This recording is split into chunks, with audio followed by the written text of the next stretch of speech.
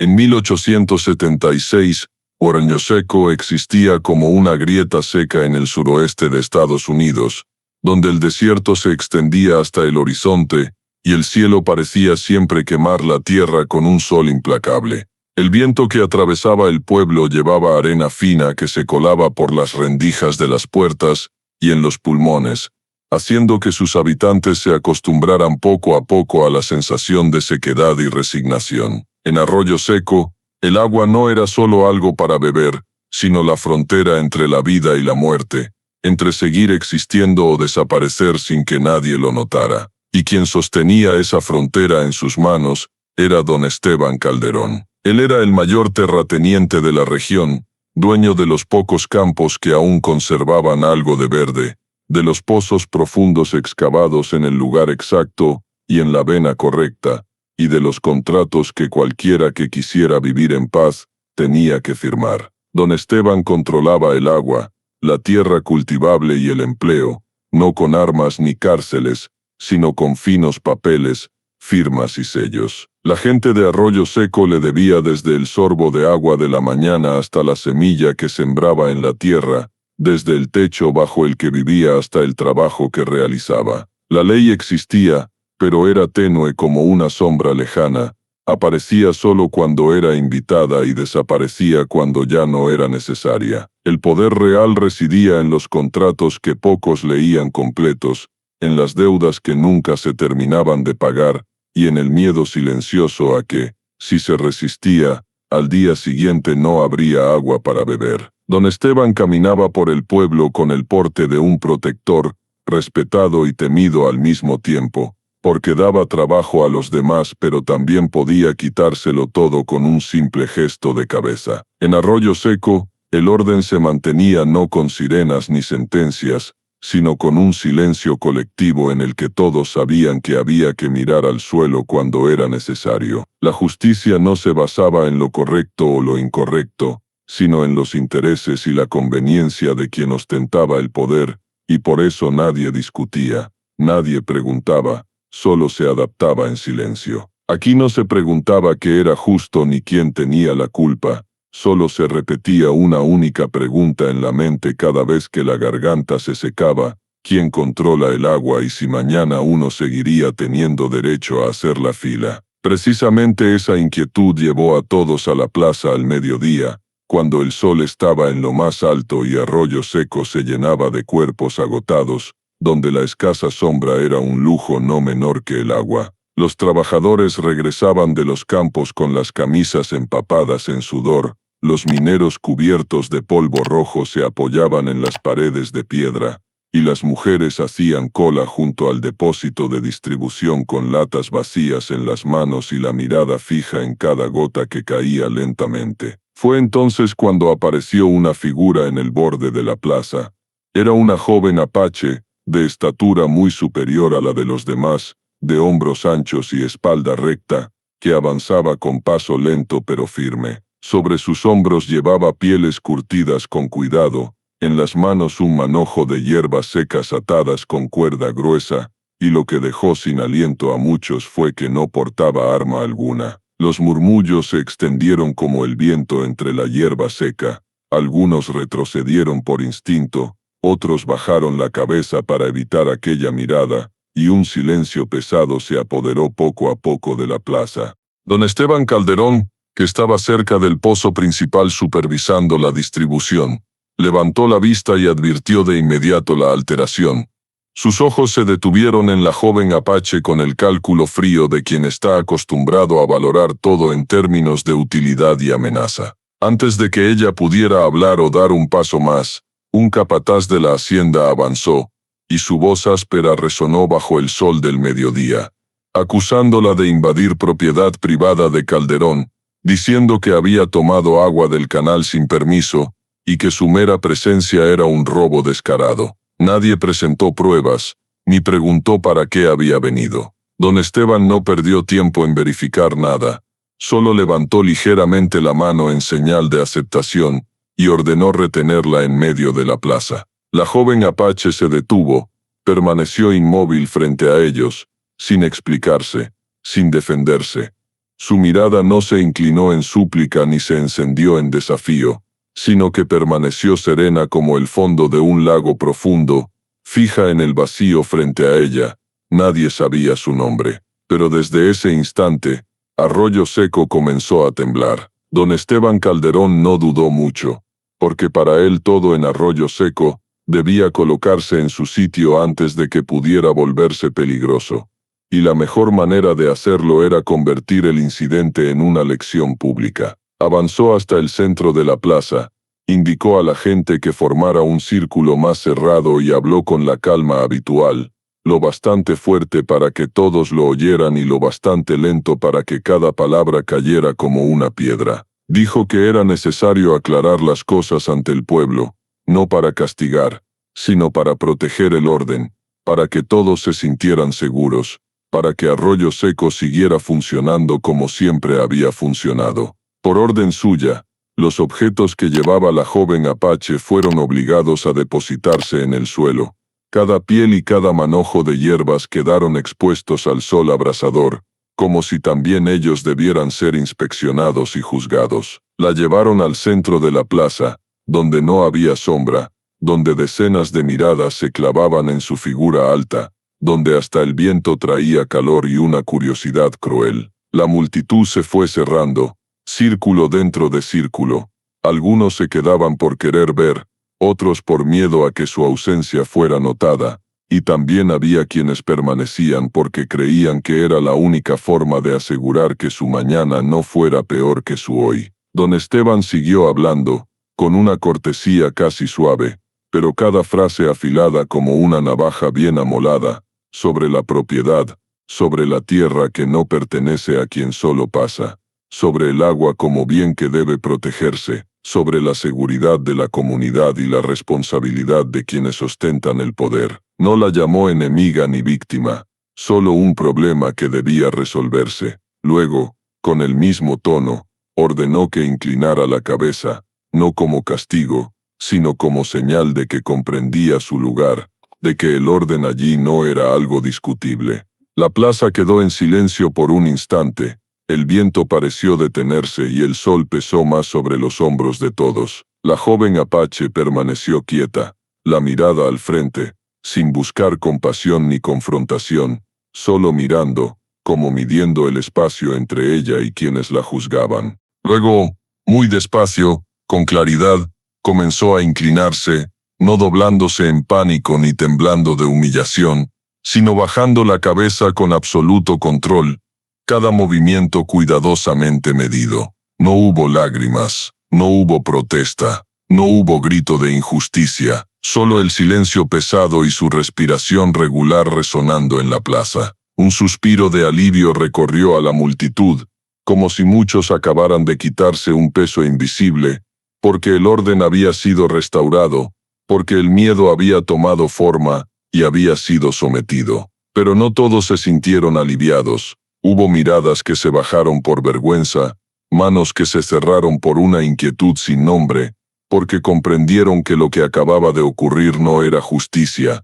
sino un ritual necesario para mantener el poder. Don Esteban permaneció allí, erguido, el rostro impasible, convencido de que había hecho lo correcto, de que acababa de proteger a Arroyo Seco del caos y de recordar a todos los que vivían gracias a su agua y su tierra, que el orden no era algo que pudiera desafiarse. Cuando la joven apache levantó la vista por última vez antes de ser conducida fuera de la plaza, sus ojos pasaron por don Esteban sin odio ni miedo, solo con una valoración silenciosa, como si hubiera memorizado todo lo necesario.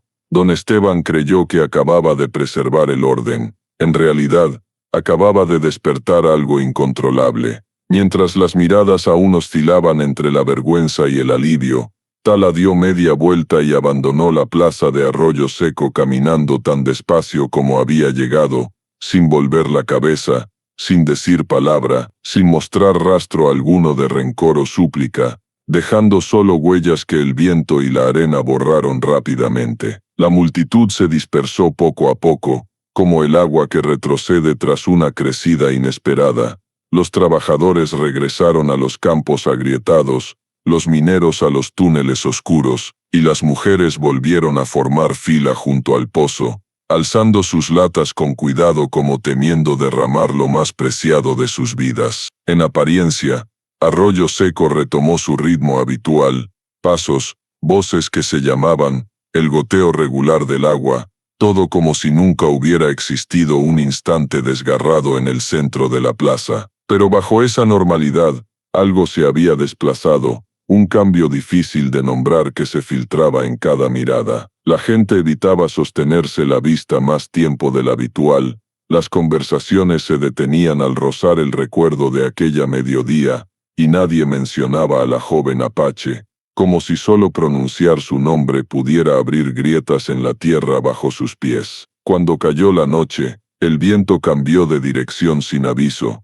soplando desde las colinas lejanas, trayendo un extraño olor a tierra húmeda, que rara vez se sentía en Arroyo Seco, y quienes velaban comenzaron a notar que el sonido del agua en el canal ya no era el mismo, no más escaso sino diferente, como si buscara un nuevo cauce. A la mañana siguiente, una compuerta secundaria en las afueras del pueblo apareció obstruida, el flujo se debilitó, y algunos pequeños terrenos se secaron más rápido de lo previsto.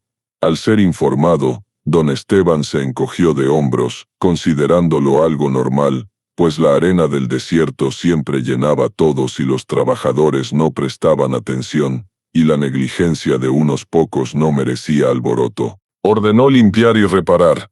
Luego continuó firmando documentos, calculando, plenamente convencido de que el orden había sido restablecido, y de que lo demás eran solo consecuencias naturales de aquella tierra dura. Pero quienes llevaban suficiente tiempo viviendo en Arroyo Seco, empezaron a percibir una tensión vaga, no nacida del miedo al castigo, sino de la sensación de que algo los observaba desde lejos, sin prisa, sin impaciencia, solo esperando con paciencia. Las charlas junto al fuego se acortaron, las risas se espaciaron, y hubo noches en que algunos se despertaban sobresaltados, pensando que habían oído pasos donde no había nadie. Incluso don Esteban, en la habitación más fresca de la hacienda, tenía momentos en que detenía la pluma a mitad de un trazo, escuchando el silencio pesado que lo rodeaba, preguntándose por qué aquella noche no podía dormir tranquilo, aunque todos los números estuvieran bajo su control. Apartaba esa sensación como quien ahuyenta una mosca molesta, diciéndose que el poder siempre venía acompañado de responsabilidad y cansancio, y que aquella tierra solo estaba haciendo lo que siempre había hecho, desafiar a quienes pretendían dominarla. Arroyo Seco no estaba maldito, no se pronunció maldición alguna, no apareció ritual misterioso ni señal sobrenatural, pero la tierra comenzó a recordar lo que había sido olvidado, los antiguos cauces, los límites borrados, y las personas que habían vivido allí antes de que contratos y deudas decidieran quién podía quedarse. Y en ese silencio nadie advirtió que el momento en que Tala inclinó la cabeza en la plaza no fue un final, sino solo el comienzo de un movimiento callado, lento e imparable, como el agua buscando su camino bajo la tierra árida de Arroyo Seco. Después de la noche en que el viento cambió de dirección, y el sonido del agua en el canal se volvió impredecible, Arroyo Seco entró en los días siguientes con una calma forzada, y en esa capa de silencio, María Lucero continuó viviendo la vida que le era familiar desde hacía muchos años, una vida medida en números, columnas de tinta y cosas que nunca se preguntaban en voz alta. María era una mujer de origen mexicano, nacida en una familia de trabajadores pobres, de figura delgada, hombros ligeramente caídos por la costumbre de inclinarse sobre los libros de cuentas, cabello negro siempre recogido en un moño apretado para no estorbar en el trabajo, actualmente contadora de la Hacienda Calderón, un puesto lo bastante cerca del poder para verlo todo, pero lo bastante lejos para no poder tocar ninguna decisión. Vivía de un salario fijo y de un silencio remunerado con regularidad, sabiendo muy bien que en Arroyo Seco hablar poco siempre era más seguro que hablar con verdad. María había presenciado toda la escena de humillación de Tala aquella mediodía, de pie en el borde de la plaza con muchos otros, sin avanzar ni apartarse, viendo cada orden pronunciada con voz cortés, cada movimiento de inclinación bajo el sol abrasador, y en aquel instante no había intervenido, no por maldad sino por el reflejo de supervivencia forjado durante años. Cuando la multitud suspiró aliviada, y se declaró que el orden había sido restaurado, María se llevó consigo una sensación pesada e indefinida, una sensación que solo por la noche, sentada sola en su pequeña habitación detrás de la tienda de abarrotes, pudo nombrar correctamente como vergüenza tardía. La habitación de María apenas cabía una cama estrecha, una mesa de madera y un pequeño cántaro de agua. La cantidad limitada diaria obligaba a calcular con cuidado cada actividad, desde lavarse las manos hasta cocinar, y aunque trabajaba para el mayor terrateniente de la región, aún debía anotar deudas en la tienda por varios meses de harina y frijoles secos, números registrados en los libros de otros, tal como su vida estaba registrada en los libros de Calderón, claros pero no de su propiedad. De día, María se sentaba en la oficina de la hacienda, donde la luz estaba controlada y las ventanas siempre cerradas a medias para mantener el fresco, procesando registros de arrendamiento de tierras, contratos laborales, documentos de distribución de agua, cada página decidiendo quién podía seguir cultivando, quién debía irse, quién recibía agua suficiente, y quién debía esperar su turno bajo el sol. Estaba acostumbrada a ese ritmo de trabajo, a no leer demasiado profundo, a no especular, solo registrar y equilibrar.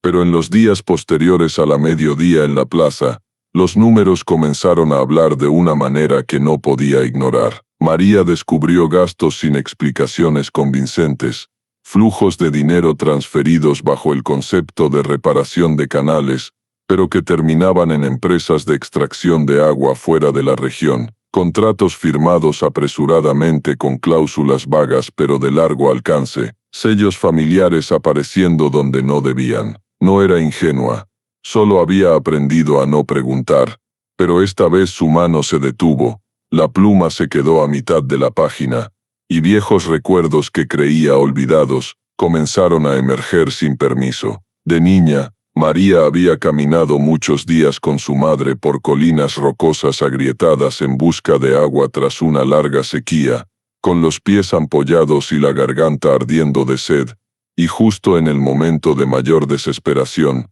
había aparecido una mujer apache, tan alta que en su memoria infantil parecía eclipsar el sol. Aquella mujer no habló mucho, solo hizo señas para que la siguieran.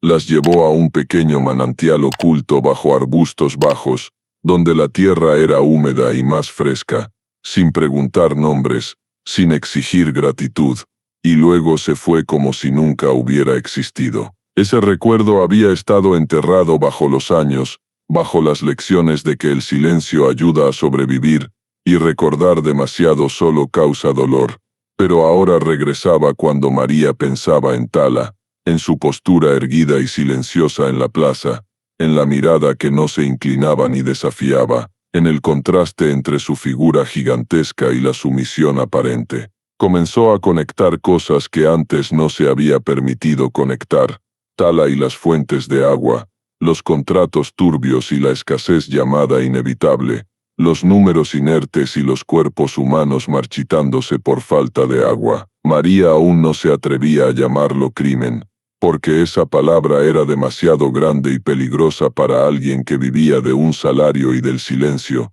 pero sabía en su interior que no era lo correcto, y por primera vez en muchos años, el silencio que la había ayudado a sobrevivir, comenzaba a convertirse en una carga que no estaba segura de poder seguir llevando mucho más tiempo. Después de la noche en que el viento cambió de dirección, y el sonido del agua en el canal se volvió impredecible, Arroyo Seco entró en los días siguientes con una calma forzada, y en esa capa de silencio, María Lucero continuó viviendo la vida que le era familiar desde hacía muchos años, una vida medida en números, columnas de tinta y cosas que nunca se preguntaban en voz alta. María era una mujer de origen mexicano, nacida en una familia de trabajadores pobres, de figura delgada, hombros ligeramente caídos por la costumbre de inclinarse sobre los libros de cuentas, cabello negro siempre recogido en un moño apretado para no estorbar en el trabajo,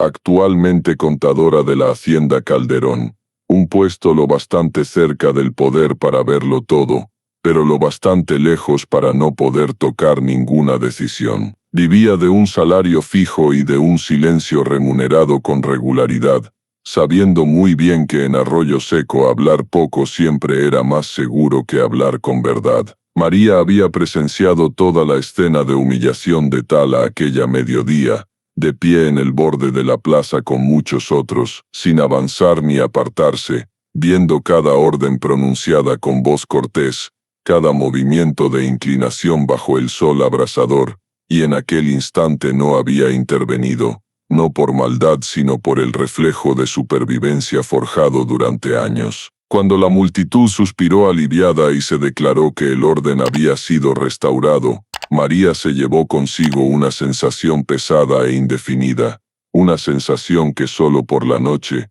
sentada sola en su pequeña habitación detrás de la tienda de abarrotes, pudo nombrar correctamente como vergüenza tardía. La habitación de María apenas cabía una cama estrecha, una mesa de madera y un pequeño cántaro de agua.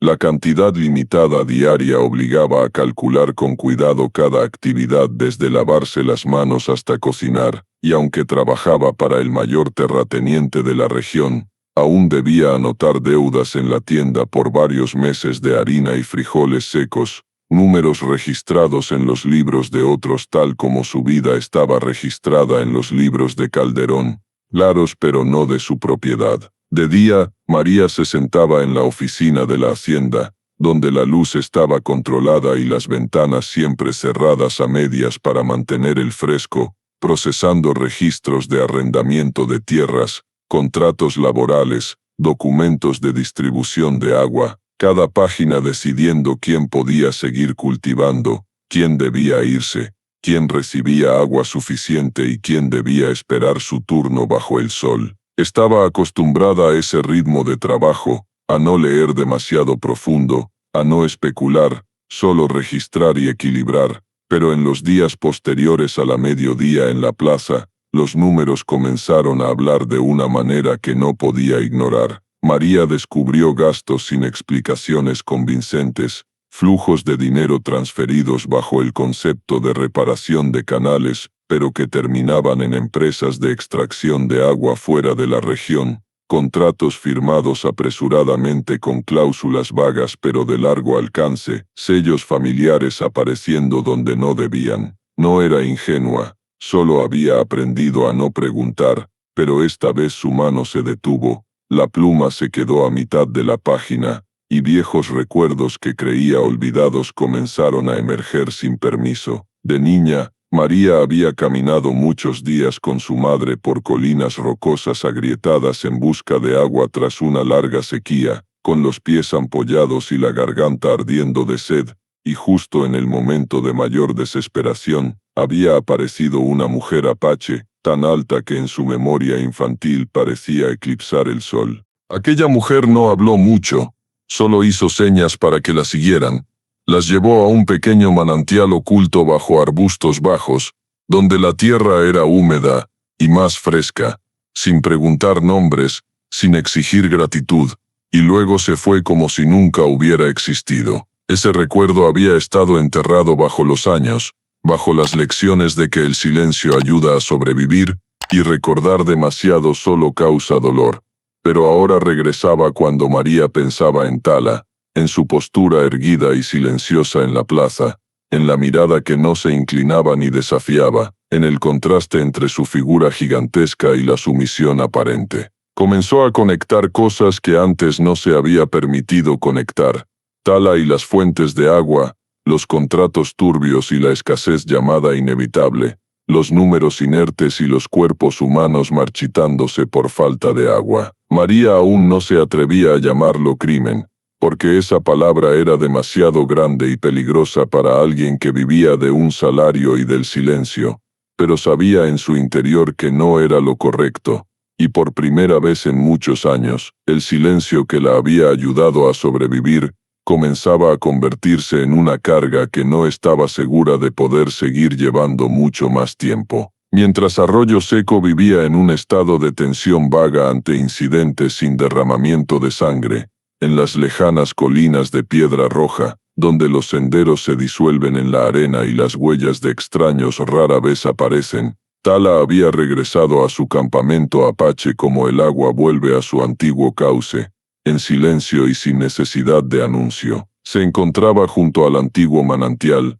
donde el flujo nunca se muestra completamente en la superficie, sino que se filtra bajo las rocas, sacado mediante pequeños canales creados por generaciones de manos pacientes, manos que Tala había visto desde muy pequeña. Allí, se inclinaba para cuidar a los niños, les daba agua en pequeños sorbos, lavaba las raspaduras en sus rodillas tiernas, escuchaba las breves risas que resonaban en la tarde soleada, y en esos momentos su figura gigantesca no transmitía amenaza alguna, solo una presencia sólida y familiar, como la sombra de una gran roca en el desierto. El pasado de Tala estaba ligado a esa fuente, pues su madre había sido la guardiana del agua de la tribu, la mujer encargada no de protegerla con armas, sino con memoria y un profundo conocimiento de la tierra. Su madre le había enseñado a leer la tierra por las pequeñas grietas, las rocas por los cambios de temperatura según la hora,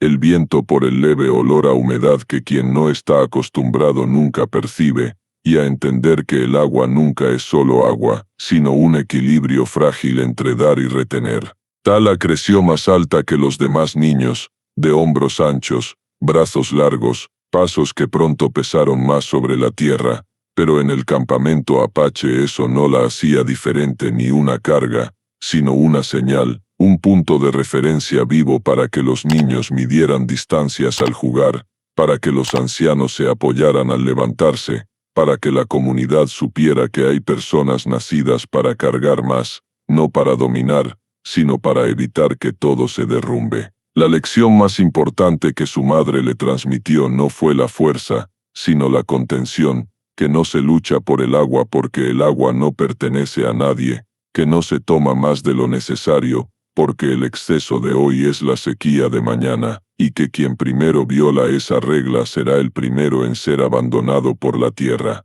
Tala llevaba esas lecciones en cada acción, desde la forma en que daba agua a los niños hasta la manera en que dejó Arroyo Seco en silencio tras la humillación de aquella mediodía, porque sabía que reaccionar con prisa solo revelaría intenciones, mientras que esperar hace que la verdad emerja por sí sola. En el campamento, Tala no necesitaba hablar mucho para que todos entendieran lo ocurrido. Bastaba su mirada y su presencia, y los ancianos asentían lentamente, pues habían oído historias similares décadas atrás, solo con nombres diferentes de personas y tierras. Tala sabía muy bien que don Esteban no era solo un terrateniente codicioso e impulsivo, sino un eslabón en un plan preparado desde hacía tiempo, que el agua sería vendida poco a poco bajo el nombre de contratos y desarrollo, que cuando el agua abandone la tierra las personas también serán desplazadas, y las comunidades que viven de la memoria serán reemplazadas por papeles y sellos. Pero Tala no tenía prisa, no llamaba a atacar, no reunía guerreros, no encendía señales de fuego, porque entendía que el pueblo necesitaba revelar su verdadero rostro por sí mismo, necesitaba dejar que los números, los contratos y los pequeños incidentes expusieran las contradicciones ya existentes. Creía que cuando el agua comenzara a fluir fuera de ritmo, cuando la gente ya no supiera a quién teme realmente, sería el momento en que las preguntas correctas surgirían solas, y las respuestas no necesitarían ser forzadas. Tala se sentaba junto al antiguo manantial al final del día, ponía la mano sobre la piedra fría, escuchaba el flujo subterráneo como quien escucha una historia inacabada, y en esa quietud sabía que estaba haciendo lo que su madre le había enseñado, no actuar por ira sino esperar a que la verdad encuentre su camino, porque los apache no atacan cuando son ofendidos, solo permanecen firmes el tiempo suficiente para que el mundo alrededor derrumbe lo que no puede sostenerse. Mientras Tala se sentaba junto al antiguo manantial, escuchando pacientemente la respiración de la tierra como le habían enseñado desde niña, al otro lado del desierto, María Lucero comenzó a profundizar en los números que antes solo pasaba por encima para cumplir,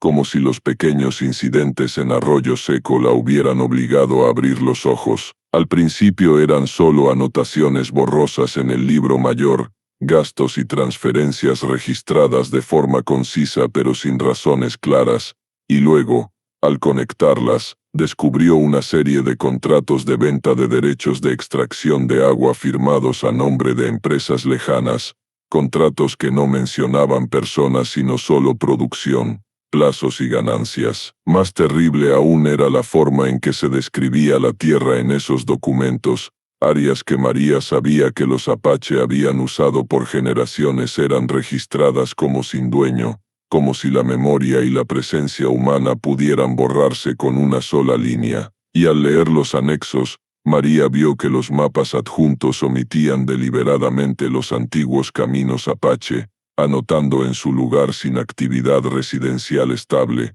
una frase que sabía que serviría de base para despojar cualquier tierra necesaria para la extracción. Mientras tanto, don Esteban estaba ocupado preparando la llegada de los representantes de la compañía, mandando arreglar la oficina, poner manteles nuevos en las mesas, limpiar el canal principal, y repitiendo constantemente que debían demostrar que las áreas cercanas a las fuentes no tenían uso estable, que cualquier problema era señal de un desorden que necesitaba ser reemplazado por una gestión moderna. Incluso ordenó a los trabajadores bloquear temporalmente algunos canales secundarios para crear la impresión de que el sistema se deterioraba rápidamente, haciendo creer a la compañía que la toma de control era necesaria y urgente. María entendió gradualmente que los incidentes recientes no eran casuales, que el agua fluyendo débil en momentos clave, las bombas funcionando fuera de ritmo y el ganado dispersándose habían creado un cuadro perfecto para que don Esteban dijera que el sistema actual no era sostenible,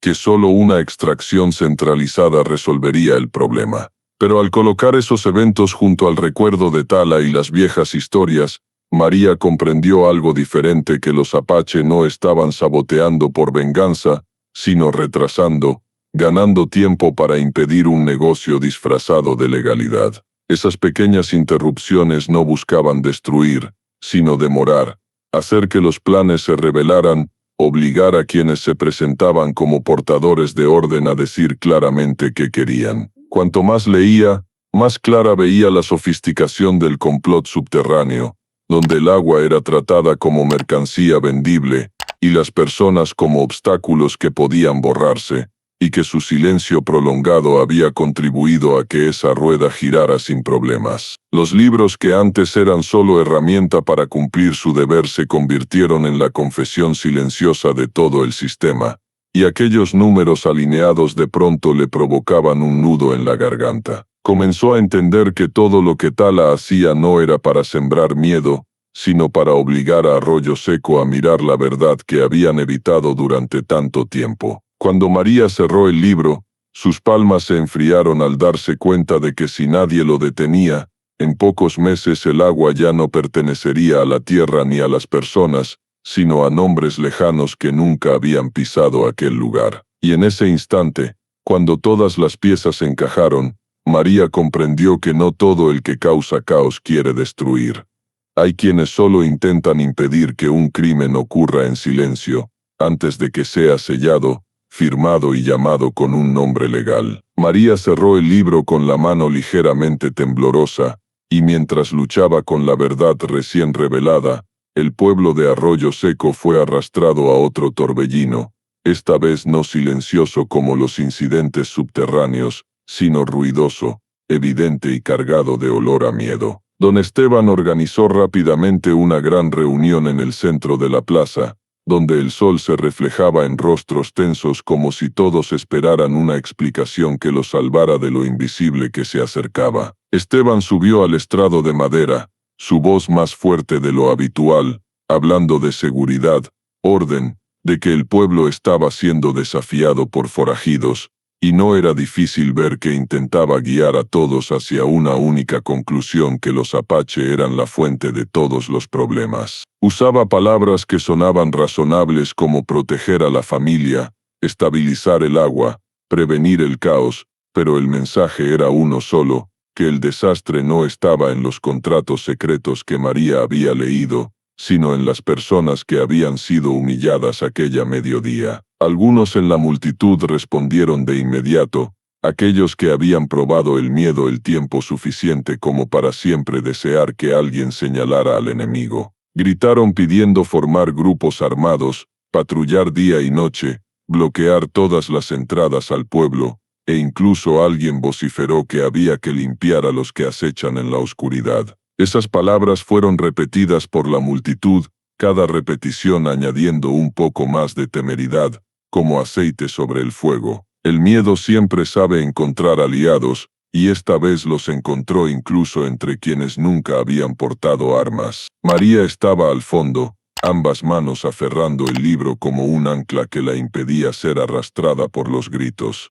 Escuchaba a Esteban hablar, escuchaba responder a la gente, y en su interior surgieron dos sentimientos opuestos: miedo y lucidez. Miedo porque sabía que una multitud incitada siempre es más peligrosa que cualquier individuo, pero lucidez porque había visto los papeles que Esteban quería ocultar. Ya no creía en sus palabras, pero el silencio aún la retenía, como una delgada cuerda entre seguridad y responsabilidad. Mientras tanto, Tala estaba en un promontorio lejano, mirando el pequeño pueblo como un punto en la arena. No apareció, no intervino, no envió señales de amenaza, porque sabía que este momento no le pertenecía. El pueblo necesitaba revelar sus propios límites, necesitaba mostrar hasta dónde estaba dispuesto a llegar cuando el miedo lo guiaba, y si tendría fuerza para mirar la verdad cuando estuviera expuesta al sol frente a sus ojos. Tala observaba no con ira,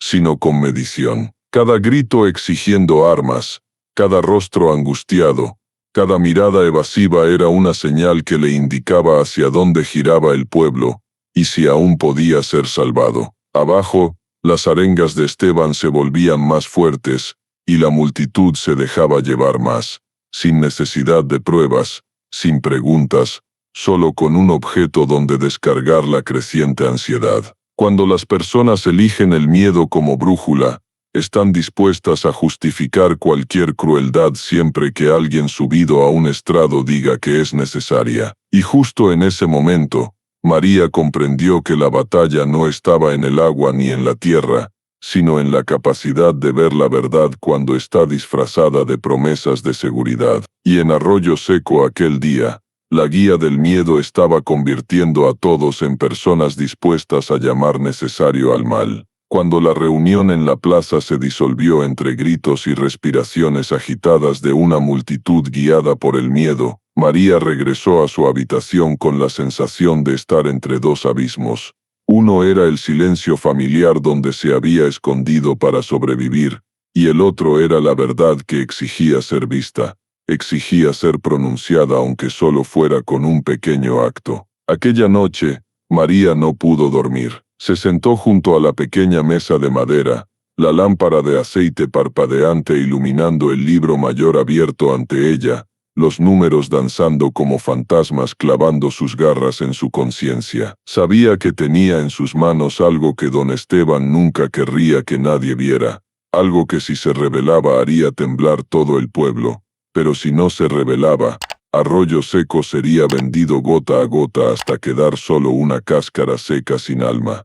Cuando el reloj marcó suavemente la medianoche, María se levantó, se echó el viejo chal, escondió el libro bajo la tela y abrió la puerta para salir. Nadie la vio irse. Arroyo Seco dormía inquieto, pero dormía. Solo el viento del desierto siguió sus pasos, frío y directo como una advertencia de que quienes caminan de noche suelen no regresar iguales. El camino hacia la antigua zona de agua no era fácil. No era sendero para carretas, sino una serie de escalones terrosos irregulares que su madre había recorrido llevando a la pequeña María a los manantiales secretos para pedir ayuda a los apache. Sus pasos eran lentos, pero sin vacilación. El miedo no desapareció, solo se apartó para dejar paso a algo más importante: la responsabilidad. Cuando María llegó al área de grandes rocas donde la luna quedaba ocultada por promontorios negros y puntiagudos, se detuvo. Algo la esperaba.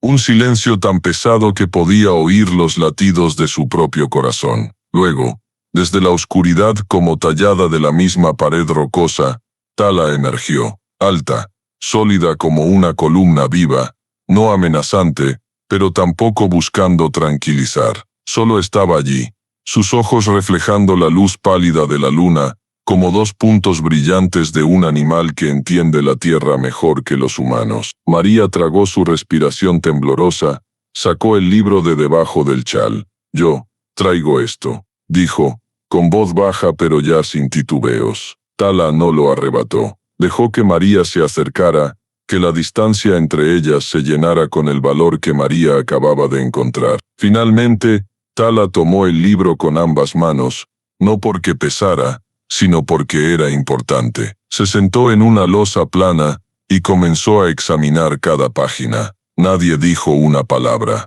El viento soplaba como el susurro de los ancestros apache, y María solo permanecía de pie, con las manos entrelazadas por temor a haber sido demasiado audaz, y demasiado tarde. Tala leyó largo tiempo, mucho tiempo. En cada página se detenía un poco, como comparando los números con lo que había visto en la tierra, en las rocas, en el agua que cambiaba de dirección. No había expresión de ira, ni sorpresa, solo confirmación. Una confirmación silenciosa pero afilada como una navaja. Cuando Tala finalmente cerró el libro, levantó la vista hacia María. Tal como lo esperaba, dijo con voz grave y uniforme, ni alta ni baja, pero suficiente para que María sintiera un frío recorrer todo su cuerpo. Había esperado estar equivocada, esperado que aquel crimen fuera solo un malentendido, pero la calma de Tala solo reforzaba que todo era demasiado real. ¿Qué hará con esto?, preguntó María. La pregunta salió como el último aliento de alguien que sabe que ha ido demasiado lejos para retroceder. Tala miró hacia el pueblo, donde luces amarillas titilaban tras las colinas. Poner la verdad en el suelo, respondió. María frunció el ceño, sin entender. ¿Poner dónde?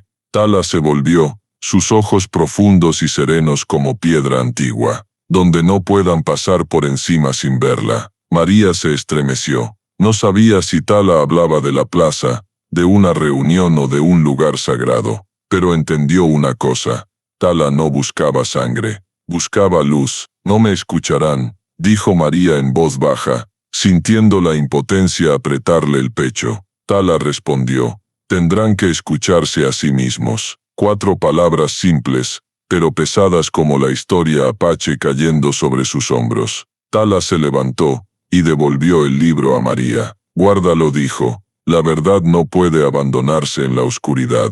Luego, como si formara parte de la noche, Tala retrocedió hacia las sombras, desapareciendo tras las rocas, dejando a María allí con el libro y el corazón latiendo fuerte. El viento traía olor a agua lejana, olor a lo correcto pero también a peligro. Y en ese instante, María comprendió que la fuerza de los apache no estaba en derrotar a otros, sino en no permitir que la verdad sea enterrada, incluso cuando todo un pueblo quiera sepultarla bajo el miedo. Arroyo Seco, desde ese momento, había comenzado a cambiar. En Arroyo Seco existía como una grieta seca en el suroeste de Estados Unidos, donde el desierto se extendía hasta el horizonte, y el cielo parecía siempre quemar la tierra con un sol implacable. El viento que atravesaba el pueblo llevaba arena fina que se colaba por las rendijas de las puertas y en los pulmones, haciendo que sus habitantes se acostumbraran poco a poco a la sensación de sequedad y resignación. En Arroyo Seco,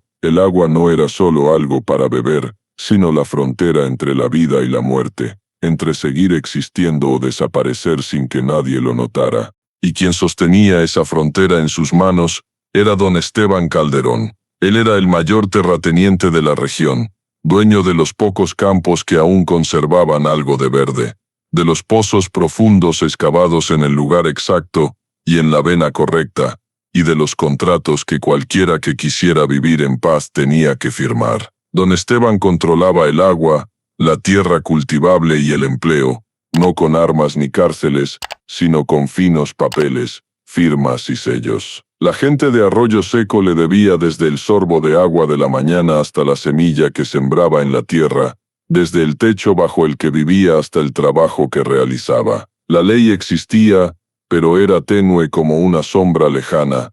Aparecía solo cuando era invitada y desaparecía cuando ya no era necesaria. El poder real residía en los contratos que pocos leían completos, en las deudas que nunca se terminaban de pagar, y en el miedo silencioso a que, si se resistía al día siguiente no habría agua para beber. Don Esteban caminaba por el pueblo con el porte de un protector, respetado y temido al mismo tiempo, porque daba trabajo a los demás, pero también podía quitárselo todo con un simple gesto de cabeza. En Arroyo Seco, el orden se mantenía no con sirenas ni sentencias, sino con un silencio colectivo en el que todos sabían que había que mirar al suelo cuando era necesario. La justicia no se basaba en lo correcto o lo incorrecto, sino en los intereses y la conveniencia de quien ostentaba el poder, y por eso nadie discutía, nadie preguntaba, solo se adaptaba en silencio. Aquí no se preguntaba qué era justo ni quién tenía la culpa, solo se repetía una única pregunta en la mente cada vez que la garganta se secaba: ¿quién controla el agua? Y si mañana uno seguiría teniendo derecho a hacer la fila. Precisamente esa inquietud llevó a todos a la plaza al mediodía, cuando el sol estaba en lo más alto y Arroyo Seco se llenaba de cuerpos agotados, donde la escasa sombra era un lujo no menor que el agua. Los trabajadores regresaban de los campos con las camisas empapadas en sudor, los mineros cubiertos de polvo rojo se apoyaban en las paredes de piedra, y las mujeres hacían cola junto al depósito de distribución con latas vacías en las manos, y la mirada fija en cada gota que caía lentamente. Fue entonces cuando apareció una figura en el borde de la plaza. Era una joven apache, de estatura muy superior a la de los demás, de hombros anchos y espalda recta, que avanzaba con paso lento pero firme. Sobre sus hombros llevaba pieles curtidas con cuidado, en las manos un manojo de hierbas secas atadas con cuerda gruesa, y lo que dejó sin aliento a muchos fue que no portaba arma alguna. Los murmullos se extendieron como el viento entre la hierba seca, algunos retrocedieron por instinto, otros bajaron la cabeza para evitar aquella mirada, y un silencio pesado se apoderó poco a poco de la plaza. Don Esteban Calderón, que estaba cerca del pozo principal supervisando la distribución, levantó la vista y advirtió de inmediato la alteración. Sus ojos se detuvieron en la joven apache con el cálculo frío de quien está acostumbrado a valorar todo en términos de utilidad y amenaza. Antes de que ella pudiera hablar o dar un paso más, un capataz de la hacienda avanzó, y su voz áspera resonó bajo el sol del mediodía, acusándola de invadir propiedad privada de Calderón, diciendo que había tomado agua del canal sin permiso y que su mera presencia era un robo descarado. Nadie presentó pruebas ni preguntó para qué había venido. Don Esteban no perdió tiempo en verificar nada, solo levantó ligeramente la mano en señal de aceptación, y ordenó retenerla en medio de la plaza. La joven apache se detuvo. Permaneció inmóvil frente a ellos, sin explicarse, sin defenderse. Su mirada no se inclinó en súplica ni se encendió en desafío, sino que permaneció serena como el fondo de un lago profundo, fija en el vacío frente a ella.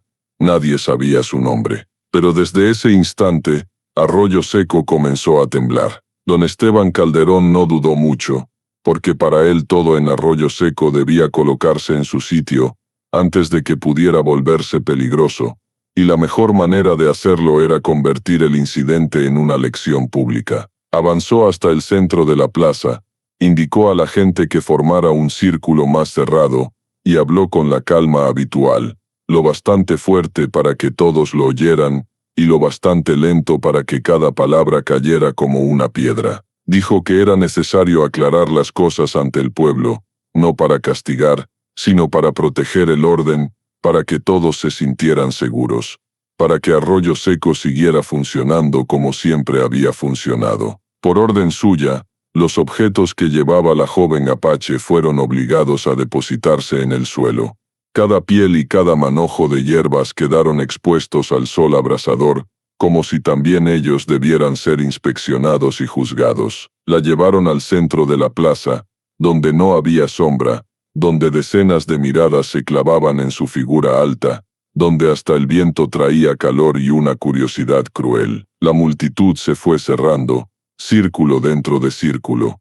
Algunos se quedaban por querer ver, otros por miedo a que su ausencia fuera notada, y también había quienes permanecían porque creían que era la única forma de asegurar que su mañana no fuera peor que su hoy. Don Esteban siguió hablando, con una cortesía casi suave, pero cada frase afilada como una navaja bien amolada, sobre la propiedad, sobre la tierra que no pertenece a quien solo pasa, sobre el agua como bien que debe protegerse, sobre la seguridad de la comunidad y la responsabilidad de quienes ostentan el poder. No la llamó enemiga ni víctima, solo un problema que debía resolverse. Luego, con el mismo tono, ordenó que inclinara la cabeza, no como castigo, sino como señal de que comprendía su lugar, de que el orden allí no era algo discutible. La plaza quedó en silencio por un instante, el viento pareció detenerse y el sol pesó más sobre los hombros de todos. La joven apache permaneció quieta, la mirada al frente, sin buscar compasión ni confrontación, solo mirando, como midiendo el espacio entre ella y quienes la juzgaban. Luego, muy despacio, con claridad, comenzó a inclinarse, no doblándose en pánico ni temblando de humillación, sino bajando la cabeza con absoluto control, cada movimiento cuidadosamente medido. No hubo lágrimas, no hubo protesta, no hubo grito de injusticia, solo el silencio pesado y su respiración regular resonando en la plaza. Un suspiro de alivio recorrió a la multitud, como si muchos acabaran de quitarse un peso invisible, porque el orden había sido restaurado, porque el miedo había tomado forma y había sido sometido. Pero no todos se sintieron aliviados. Hubo miradas que se bajaron por vergüenza, manos que se cerraron por una inquietud sin nombre, porque comprendieron que lo que acababa de ocurrir no era justicia, sino un ritual necesario para mantener el poder. Don Esteban permaneció allí, erguido, el rostro impasible, convencido de que había hecho lo correcto, de que acababa de proteger a Arroyo Seco del caos y de recordar a todos los que vivían gracias a su agua y su tierra que el orden no era algo que pudiera desafiarse. Cuando la joven apache levantó la vista por última vez antes de ser conducida fuera de la plaza, sus ojos pasaron por don Esteban sin odio ni miedo, solo con una valoración silenciosa, como si hubiera memorizado todo lo necesario. Don Esteban creyó que acababa de preservar el orden. En realidad, acababa de despertar algo incontrolable. Mientras las miradas aún oscilaban entre la vergüenza y el alivio, Tala dio media vuelta y abandonó la plaza de Arroyo Seco caminando tan despacio como había llegado, sin volver la cabeza, sin decir palabra, sin mostrar rastro alguno de rencor o súplica, dejando solo huellas que el viento y la arena borraron rápidamente. La multitud se dispersó poco a poco, como el agua que retrocede tras una crecida inesperada.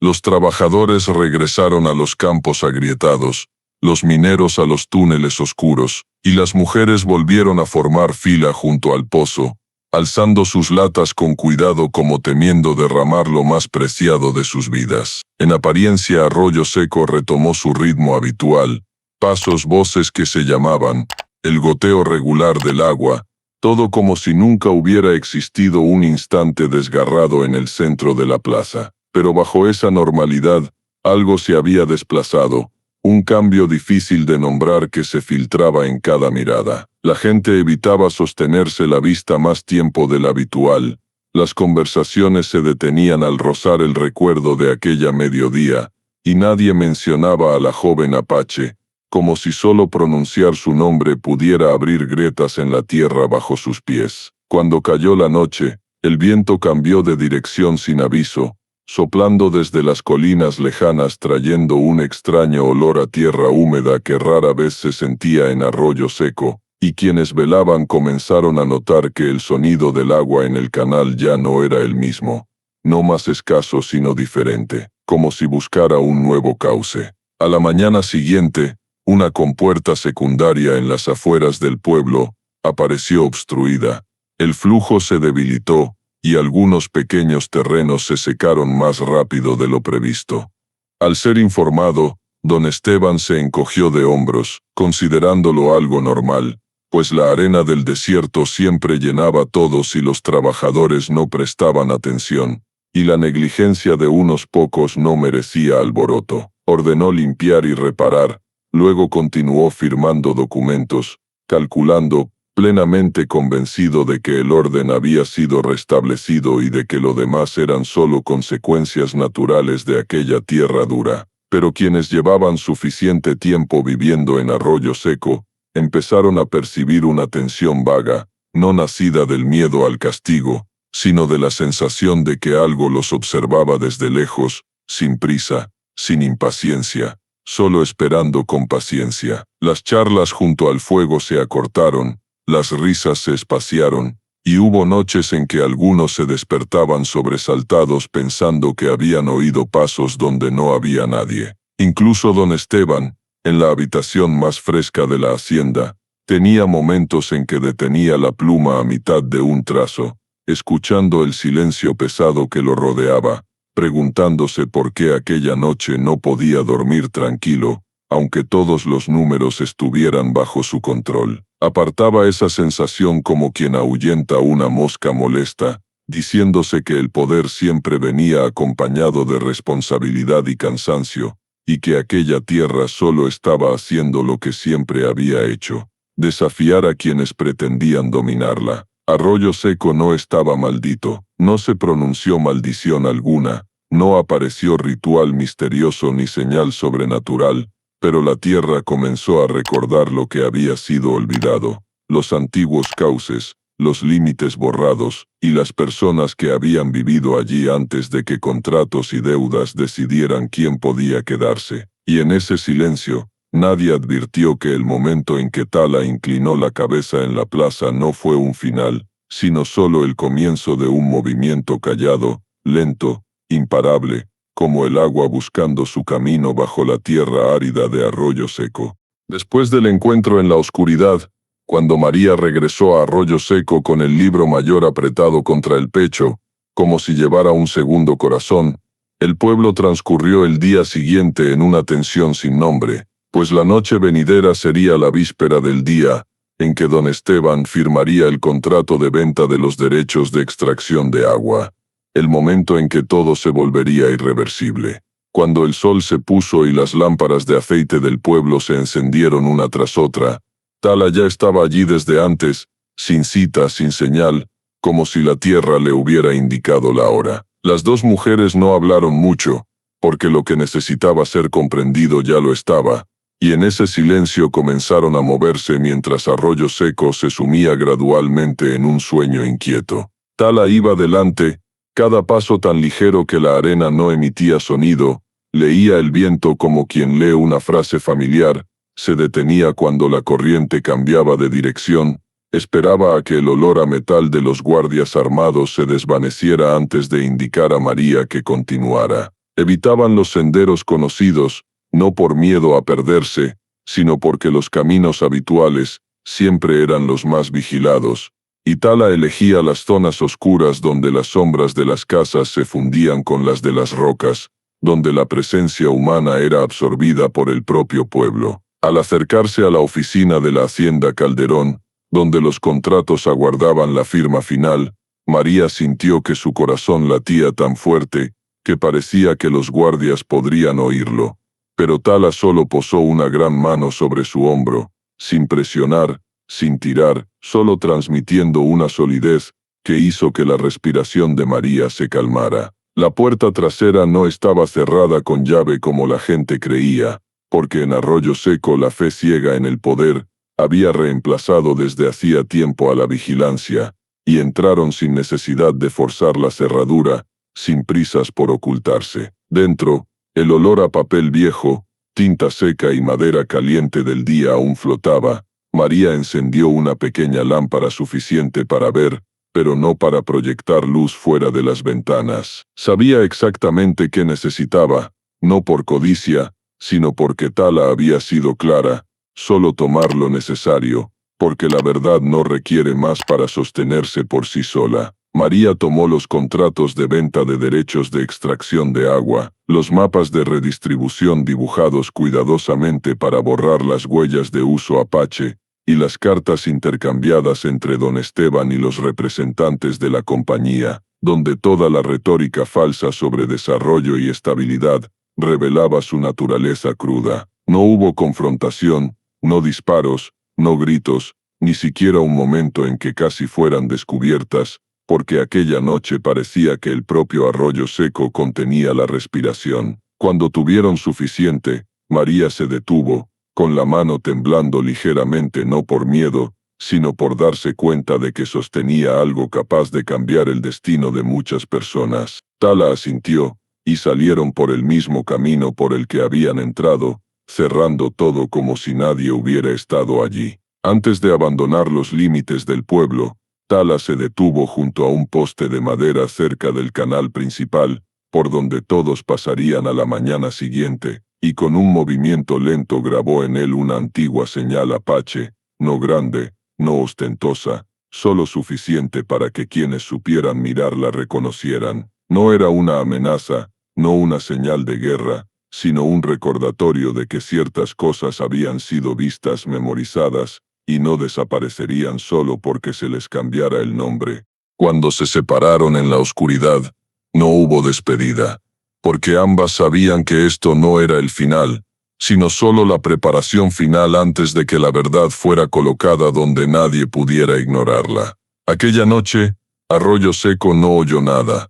No hubo sonidos extraños, no alarmas, no sueños lo bastante claros para contarlos, pero cuando el sol salió a la mañana siguiente, el pueblo despertaría en una realidad diferente, porque hay noches en las que nadie oye nada, pero a la mañana siguiente todo es distinto. La noche sin ruido se disolvió en el amanecer pálido del desierto, y cuando el sol apenas asomaba por encima de las rocas, Arroyo Seco ya era diferente, no con estruendo, no con caos, solo diferente con un tipo de silencio que hacía que la gente se irguiera más y hablara más bajo. La mañana del día de la firma del contrato de extracción de agua, la plaza estaba más llena de lo habitual, como si todo el pueblo hubiera sido atraído por un hilo invisible al mismo lugar. Trabajadores de los campos, con las camisas aún polvorientas, agricultores de los pequeños terrenos áridos, mujeres con latas vacías formando largas colas ante el depósito de distribución. Todos se reunieron bajo un sol que aún no quemaba, pero ya cegaba lo suficiente para entrecerrar los ojos. En medio de esa aglomeración, apareció un grupo de extraños, los representantes de la compañía de extracción de agua, vestidos con elegancia, zapatos tan limpios que reflejaban la luz como si hubieran salido de un mundo sin polvo ni sed. Esa extrañeza hacía que la tierra bajo sus pies pareciera no reconocer sus pasos. Don Esteban apareció justo detrás de ellos, ajustándose la chaqueta, con una sonrisa confiada como si estuviera a punto de otorgar una gracia a todo Arroyo Seco. Creía que todo estaba ya en sus manos. El contrato, el agua, el pueblo y el miedo que había cultivado durante años. Subió al estrado de madera improvisado.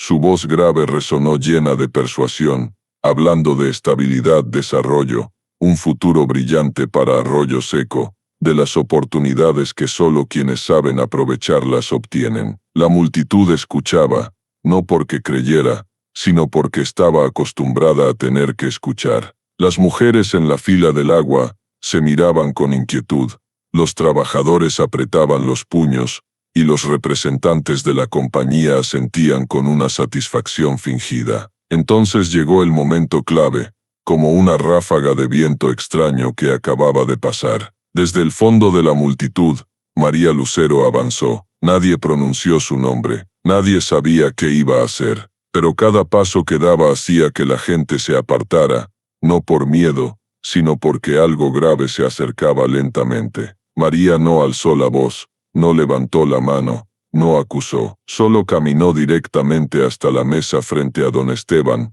donde el contrato aguardaba la firma, y depositó un fajo de papeles, no con fuerza, no con dramatismo, solo lo depositó, como quien coloca una verdad que había estado comprimida demasiado tiempo. Sobre la mesa ahora estaban el contrato de venta de derechos de extracción con beneficios solo para una persona, los mapas que registraban tierras Apache como sin dueño, y las cartas que revelaban claramente la intención de apropiación. La multitud quedó en silencio. Un silencio cayó pesado como una piedra en el fondo de un pozo seco. Algunos se acercaron, reconocieron la firma familiar de don Esteban. Un minero murmuró, «Es la letra de él». Los representantes de la compañía se mostraron inmediatamente incómodos, hojeando las páginas, evitando las miradas inquisitivas de la multitud. Don Esteban se desconcertó un instante, luego intentó recuperar el tono autoritario habitual. Sonrió forzadamente. «Esto es solo un malentendido. Procedimientos. Ustedes no entienden los documentos». Pero esta vez, nadie asintió. Sus palabras parecían ser llevadas por el viento sin dejar rastro en los oídos de los oyentes. La multitud permaneció inmóvil, cargada como si estuviera escuchando otro sonido, el de la mentira resquebrajándose por sí sola. Justo entonces, un pequeño movimiento en el borde de la plaza cambió la dirección del ambiente. Tala entró. No se abrió paso al frente, no subió al estrado, no levantó la mano para dirigir. Solo se colocó junto al depósito de agua pública, la fuente de la que el pueblo había vivido mucho antes de que se convirtiera en propiedad. Su presencia hizo que la multitud se apartara, no por temor, sino porque su calma hacía que la gente abriera paso por sí misma. Tala miró a la multitud, con una mirada que no acusaba, no exigía, solo como quien evalúa la supervivencia de la tierra tras un largo sol. Luego habló, con voz grave y pesada, lo bastante fuerte para que todos oyeran. Este agua ya tenía guardianes antes de que existiera cualquier firma. Solo eso, nada más. Pero toda la plaza pareció detenerse. No era una condena, no era una amenaza, solo una verdad antigua recordada en el momento exacto en que más necesitaba ser oída. Don Esteban palideció, intentó refutar, intentó hablar más sobre el futuro y grandes planes, pero su voz ya no penetraba. La multitud no gritó, no se agitó, hizo algo más temible. Comenzó a preguntarse. Una mujer en la fila del agua preguntó desconcertada. Entonces, ¿quién anotó que la tierra no tenía dueño? Un agricultor murmuró. ¿Por qué usar agua significa deber? Un anciano suspiró.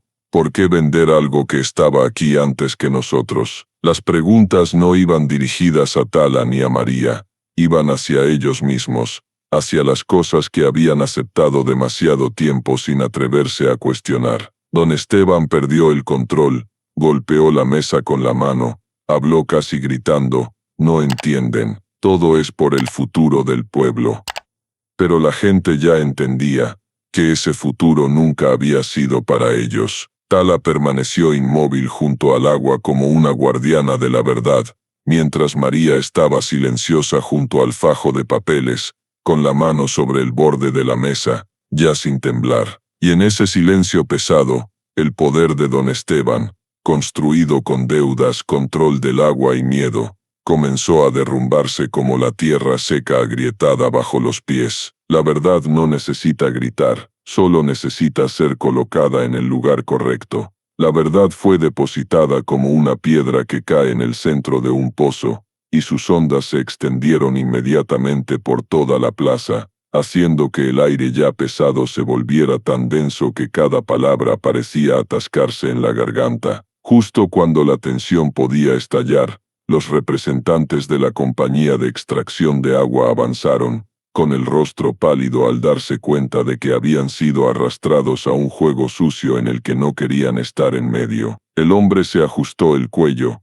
miró alrededor y declaró con voz cautelosa: dada la aparición de disputas no aclaradas, la firma del contrato se suspenderá para un examen adicional. Las palabras que eligió eran claramente una forma de evadir responsabilidad de manera silenciosa pero efectiva. No querían involucrarse en problemas, no querían ponerse del lado de don Esteban, si éste estaba a punto de perder poder, y definitivamente no querían encender una revuelta de la comunidad indígena que no entendían. Esa breve frase hizo que don Esteban se detuviera. Su rostro se contrajo, pero intentó mantener la dignidad con una sonrisa rígida, tratando de interpretar las palabras de los representantes en su favor. Esto es solo un procedimiento, dijo, con la voz ligeramente temblorosa pero aún intentando parecer calmado. Resolveremos cualquier malentendido. Pero la multitud ya no lo escuchaba como antes. Aquellos que habían callado por miedo, que habían inclinado la cabeza pensando que no había otra opción, ahora comenzaban a retirar el consenso invisible en el que siempre se había apoyado el poder de don Esteban. No atacaron, no gritaron, no arrojaron piedras ni destruyeron nada, solo se dieron la vuelta. Un acto simple pero suficiente para hacer tambalear los cimientos del poder construido con deudas y agua. Algunos agricultores cerca del borde de la plaza miraron los documentos que María había depositado, moviendo los labios, intentando leer cada línea aunque no estaban acostumbrados a las letras, y luego reconocieron la verdad más aterradora que cualquier rumor: no eran pobres por la tierra árida, sino porque el agua, de la que dependían para vivir, había sido controlada y tasada como un lujo. Un hombre susurró: he pagado deudas 10 años, pero la deuda nunca baja. Otro respondió: el agua antes era de la tierra, ahora es de él. Esa frase hizo que no pocos bajaran la cabeza, no por vergüenza sino por despertar. En medio de ese ambiente, María avanzó una vez más. Por primera vez desde que trabajaba como contadora en la hacienda, habló con voz clara, sin temblor. No estoy aquí para acusar a nadie, comenzó, mirando directamente a la multitud y no a don Esteban. Solo quiero que todos vean cómo los libros se han usado para ocultar algo. Señaló los mapas,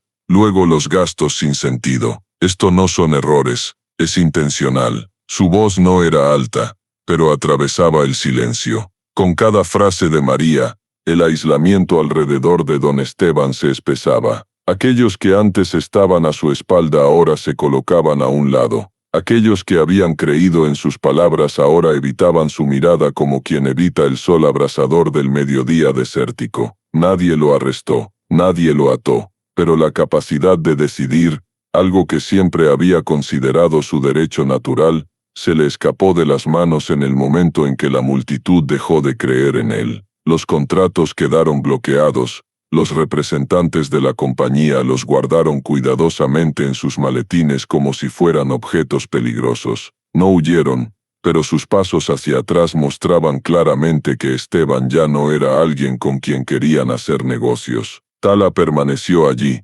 silenciosa como una roca antigua, observando el derrumbe no con espadas sino con verdad. No exigió disculpas, no requirió que el pueblo admitiera culpa. Solo estuvo junto al depósito de agua pública, donde el flujo suave se deslizaba por el canal de piedra, como prueba de que el agua aún estaba allí, y alguna vez había pertenecido a todos. Cuando todo comenzó a calmarse, Tala no intervino en las discusiones, no intentó mediar, ni se fue de inmediato. Se quedó solo el tiempo suficiente para asegurarse de que la verdad había sido reconocida, de que no podía ser metida de nuevo en la oscuridad con unas pocas amenazas o nuevos papeles. Luego, al ver que la multitud se mantenía firme ante el colapso del viejo poder, asintió ligeramente, un gesto tan sutil que solo quienes estaban cerca lo vieron, y retrocedió hacia el borde de la plaza, dejando el espacio donde la verdad había cumplido su labor. Don Esteban quedó solo, sin cadenas, sin ser rodeado, pero tan aislado que hasta su propia sombra parecía no querer estar cerca. Y en ese instante, Arroyo Seco comprendió una lección que pocos quieren aprender: Hay poderes que no caen por ser derrotados sino porque ya nadie cree en ellos. Después del día en que el viejo poder se derrumbó en silencio, Arroyo Seco entró en una nueva etapa. No espléndida, no gloriosa, pero claramente diferente como la tierra tras un fuerte viento. Pasaron algunos meses, el desierto seguía seco, el sol seguía abrasador, la tierra seguía agrietada en profundas hendiduras como cicatrices del tiempo. Arroyo Seco no se enriqueció, no se convirtió de repente en una tierra fértil, pero se estabilizó de una manera que sus habitantes nunca habían imaginado. Ya nadie controlaba la vida y la muerte mediante el agua. El cambio no llegó como una tormenta, sino como un pequeño manantial filtrándose a través de la roca, silencioso pero persistente. Uno de los cambios más evidentes fue la forma en que se distribuía el agua. Tras muchas discusiones, el pueblo formó un consejo popular compuesto por personas que antes nadie habría pensado que pudieran sentarse a la misma mesa. Un minero mayor, 2 mujeres que todas las mañanas hacían cola por agua, un agricultor humilde, una maestra, y María, quien asumió el rol de registradora. Ninguno de ellos tenía gran poder. Lo que tenían era solo la confianza suficiente para evitar que nadie abusara. El agua se distribuía según el consumo real, sin prioridades para las casas grandes, sin tarifas de mantenimiento absurdas. Los antiguos canales Apache, aquellos cauces que sus ancestros habían usado para sobrevivir a las sequías, fueron reabiertos. Las rocas se retiraron, los surcos se dragaron, y en la primera mañana en que el agua fluyó por el viejo camino, muchas personas se quedaron mirando, sin decir nada, solo observando como si vieran regresar un recuerdo. Ese flujo no era fuerte, no abundante, pero era de todos, no bajo el control de ningún individuo.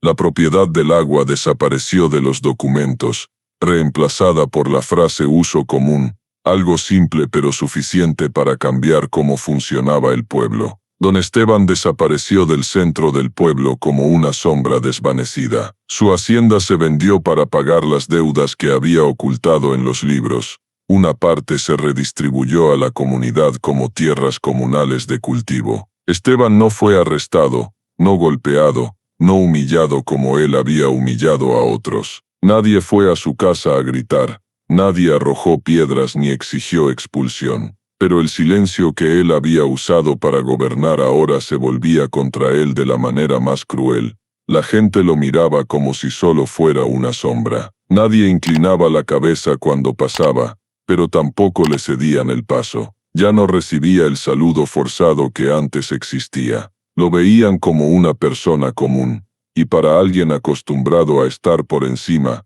esa era la peor condena. Vivir en la normalidad nunca había sido algo que Esteban supiera hacer. Tuvo que reaprender cosas pequeñas, sacar agua él mismo, pedir consejos para cultivar, hacer cola para esperar, y lo más importante, aprender a no dar órdenes. Todas las noches se sentaba solo en una casa mucho más pequeña que la antigua hacienda, la luz titilante iluminando un rostro sin orgullo, solo con arrugas llenas de preguntas que nadie estaba obligado a responderle. Mientras tanto, María asumió su nuevo rol de manera sorprendentemente natural. Dejó su puesto como contadora de la Hacienda Calderón solo una semana después de formarse el Consejo Popular. Cerró los años de registrar para un poder basado en mentiras y deudas. Ahora registraba para la comunidad, no para controlar, sino para transparentar. Anotaba la cantidad de agua distribuida, el estado de los canales,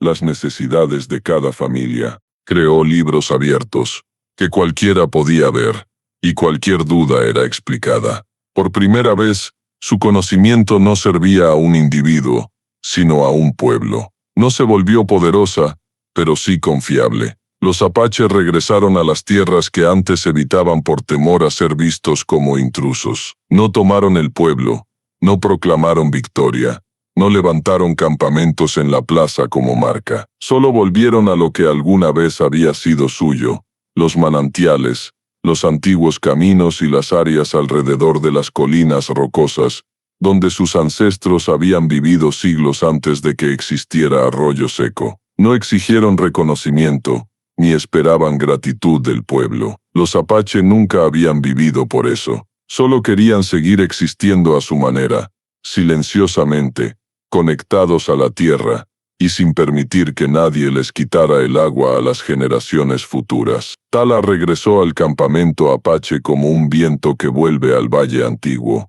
Nadie le preguntó qué había hecho. Nadie le preguntó a quién había visto. Los Apache creen en las acciones, no en los relatos. Tala continuó su rol como guardiana del agua, revisando canales, leyendo la dirección del viento, escuchando las grietas en el corazón de la roca. Enseñaba a los niños a leer la tierra como ella había aprendido, no con libros, sino con los pies, con las palmas sobre la piedra, con la paciencia de observar. Los niños la seguían, mirando su figura alta como quien mira una roca sagrada sólida. Aprendían que la fuerza no es para oprimir, sino para preservar. Arroyo Seco, aunque aún con vientos salvajes y arena, comenzó a cambiar en ritmos muy pequeños.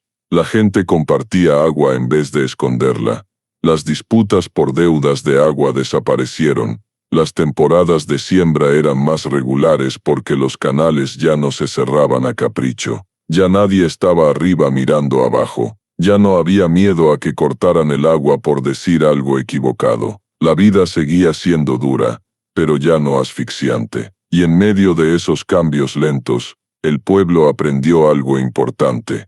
La justicia no hace florecer la tierra de inmediato, pero impide que la tierra muera poco a poco. Muchos años después de que las silenciosas convulsiones de Arroyo Seco se hubieran convertido en recuerdos de la gente, el desierto seguía extendiéndose con su eterna severidad. El viento seguía llevando polvo rojo en ráfagas como si nada en el mundo hubiera cambiado realmente. Pero dentro de aquel pequeño pueblo, ciertas cosas se habían transformado hasta el punto de que solo quienes lo habían vivido entendían la diferencia. En una tarde de finales de verano, un extraño montado en una mula flaca llegó a los límites de Arroyo Seco. Su ropa estaba cubierta de polvo, los labios agrietados por la sequedad, la mirada tanto cautelosa como esperanzada. El tipo de mirada de quien ha caminado demasiado sin encontrar agua. Se detuvo ante el depósito de agua pública, donde la superficie reflejaba el cielo gris pálido como un espejo antiguo. No había guardias, no cercas, no carteles de advertencia como antes. Solo una mujer de pie allí, alta y quieta como la única sombra de un árbol en una ladera rocosa. Algunos decían que era Tala, otros que era la sucesora de Tala, pero en Arroyo Seco en ese momento, eso ya no importaba. El extraño se quitó el sombrero de ala ancha, se inclinó agotado y preguntó con voz ronca, ¿puedo pedir un poco de agua? No preguntó a quién pertenecía el agua, no preguntó quién era el dueño del lugar, no preguntó de qué bando era el pueblo, o qué leyes seguía. En las regiones cercanas, esas preguntas a veces eran tan importantes que decidían la vida de un viajero perdido. Pero aquí solo preguntó por agua, lo que los humanos necesitan antes de pensar en cualquier frontera. Aquella mujer, Tala o no, Tala, o quizás todo lo que Tala había dejado, no preguntó su nombre ni de dónde venía. Solo inclinó el cántaro de cerámica, dejando que el agua fresca y clara fluyera lentamente hacia las palmas de sus manos. El agua brillaba bajo el sol, deslizándose entre sus dedos como si el propio desierto estuviera exhalando aliviado. El extraño bebió en pequeños sorbos, cerrando los ojos por el momento de ser salvado de la muerte seca de aquellas tierras hostiles. Cuando terminó de beber, quiso decir algo, gracias, preguntar, o expresar sorpresa por la bondad, siempre rara en la frontera, pero la mujer solo asintió ligeramente antes de que pudiera hablar, y volvió a su tarea de revisar el flujo como si haber entregado vida fuera lo más natural del mundo. Nadie le preguntó de qué bando era, nadie verificó si podía ser una amenaza. En Arroyo Seco en ese tiempo, el agua no era algo para reprimir, ni mercancía para negociar, era responsabilidad. Y la guardiana del agua, fuera Tala o otra, entendía que esa responsabilidad no venía del poder, sino de saber que la vida de alguien dependía de sus manos. El viento del desierto se levantó de nuevo, arremolinando polvo en pequeños vórtices que se disipaban rápido como si nunca hubieran existido. El agua fluía por el depósito de piedra, por las manos del extraño, por las manos de la guardiana, y continuaba siguiendo los antiguos cauces que los Apache habían grabado en la tierra, extendiéndose por arroyo seco como venas subterráneas lentas pero persistentes. El desierto seguía siendo severo, seguía exigiendo sacrificios, seguía desafiando a los humanos cada día. Pero en esa severidad ya no había lugar para odios inútiles ni dominación construida con miedo. Los Apache hace tiempo que se enseñaban: no es necesario vencer a nadie para sobrevivir. No es necesario estar por encima de otros para ser respetado. No es necesario usar poder para probar la propia existencia. Quien entiende el agua, entenderá la tierra. Quien entiende la tierra, no necesita poder, porque la tierra no pertenece a nadie, y el agua tampoco. Cuando el sol se puso detrás de las colinas, la luz del final del día barrió el depósito de agua, iluminando el rostro de la mujer que vigilaba como una roca viva. El extraño miró esa imagen por última vez antes de continuar su viaje, y supo que había presenciado algo raro, un lugar donde la bondad no es favor, sino principio, un lugar donde el violento pasado ya no ata la forma en que las personas se tratan, y en Arroyo Seco, finalmente habían aprendido que el agua no pertenece al más fuerte, sino a quien sabe guardarla para todos. Si te gustan las historias sobre personas, tierra y verdad, suscríbete para no perderte el próximo viaje. Gracias por acompañar. Nos vemos en las siguientes historias.